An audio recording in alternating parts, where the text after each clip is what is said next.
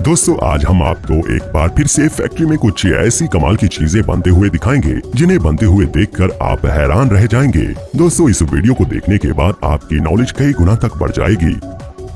दोस्तों हमने ये वीडियो बहुत ही मेहनत करके बनाई है, इसीलिए आपसे गुजारिश है कि इस वीडियो को लाइक जरूर कर दें और अगर आप चैनल पर नए हैं तो चैनल को सब्सक्राइब करके नोटिफिकेशन को ऑन कर दीजिए। Water tank making machine.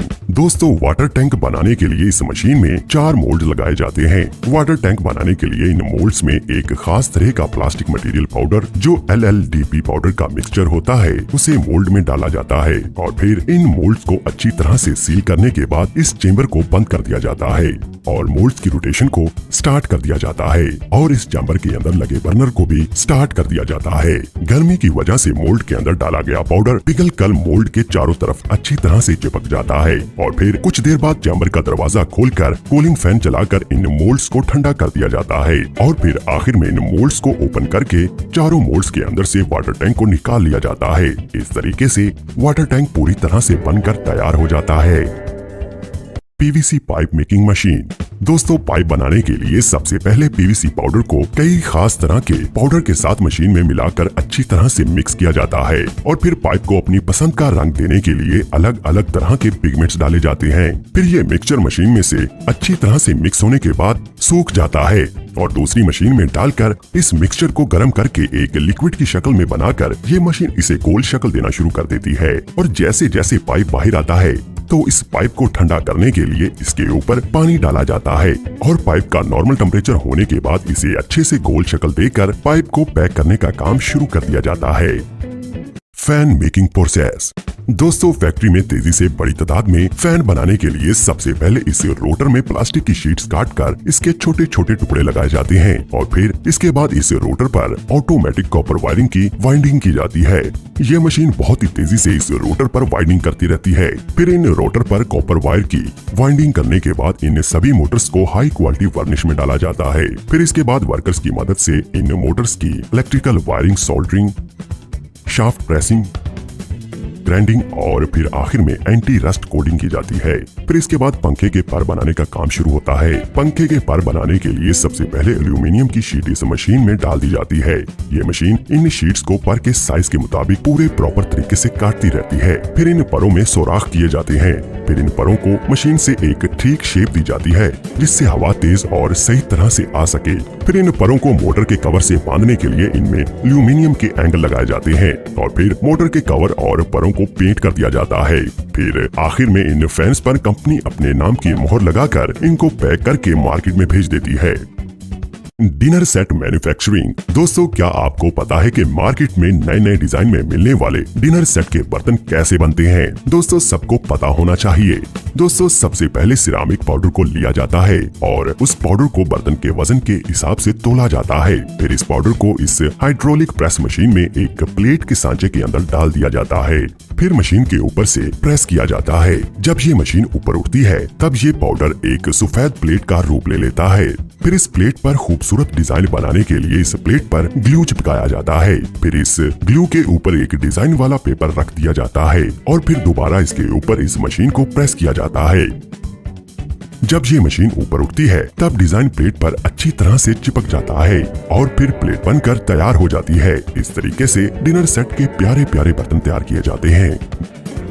Gold break making process. दोस्तों क्या आप जानते हैं कि सोने की ईंटें कैसे बनती हैं? चलिए आपको बताते हैं कि हर तरह के सोने के सेट, सोने के कंगन और सोने की हर तरह की आइटम्स को कैसे बनाया जाता है। दोस्तों सोने की ईंट को बनाने के लिए सबसे पहले बेकार सोने या फिर किसी भी सोने को एक आग की भट्टी में डाल दिया जाता है। फिर आग में सोने को अच्छी तरह से पकने के बाद सोना एक लिक्विड की शक्ल इख्तियार कर लेता है। फिर सोने को जिस तरह की शेप देनी होती है उस तरह के सांचे में लिक्विड को डाला जाता है। जैसा कि वीडियो में देख रहे हैं, ईंट की शक्ल का लोहे का सांचा। फिर उस लिक्विड को ठंडा होने के बाद सांचे के अंदर से निकाल लिया जाता है। इस प्रोसेस से सोने की ईंट को तैयार किया जाता है। और दोस्तों सोने के कंगन बनाने के लिए सबसे पहले बेकार सोने को आग की भट्टी में डालकर लिक्विड बना लिया जाता है और फिर एक लोहे के सांचे में इसे डाल दिया जाता है। फिर इसे पीट कर कंगन की शक्ल दे दी जाती है। इसी तरीके से हर तरह के सोने की चीजों को बनाया जाता है और फिर CNC मशीन के जरिए उन सोने की चीजों पर डिजाइन बनाए जाते हैं। ये CNC मशीन बहुत कमाल की होती है क्योंकि ये सोने के ऊपर बड़ी ही तेजी से बड़े ही अच्छे डिजाइन बनाती हैं। इस मशीन में पहले से ही डिजाइन का प्रोग्रामर फीड कर दिया जाता है, फिर ये मशीन बहुत सफाई से और अच्छे तरीके से उन डिजाइन को बनाती चली जाती है। इस तरह से मशीन के जरिए हर तरह के सोने को डिजाइन दिया जाता है। T mugs and cup making process. दोस्तों, चाय के मग और कप बनाने के लिए सबसे पहले रॉ मटेरियल को तैयार किया जाता है। इस रॉ मटेरियल को तैयार करने के लिए मिट्टी और कई तरह के मटेरियल्स को पानी के साथ अच्छी तरह से मिक्स किया जाता है और फिर इस मिक्सचर को मोल्ड में डालकर मग की शेप दे दी जाती है। फिर इन मग्स को पकड़ने के लिए पहले से तैयार किए हैंडल को मग पर लगा दिया जाता है। फिर इन मग्स को ग्लेजिंग में डुबोया जाता है। फिर इन्हें पेंट करके आखिर में मग्स की पैकिंग करके मार्केट में भेज दिया जाता है।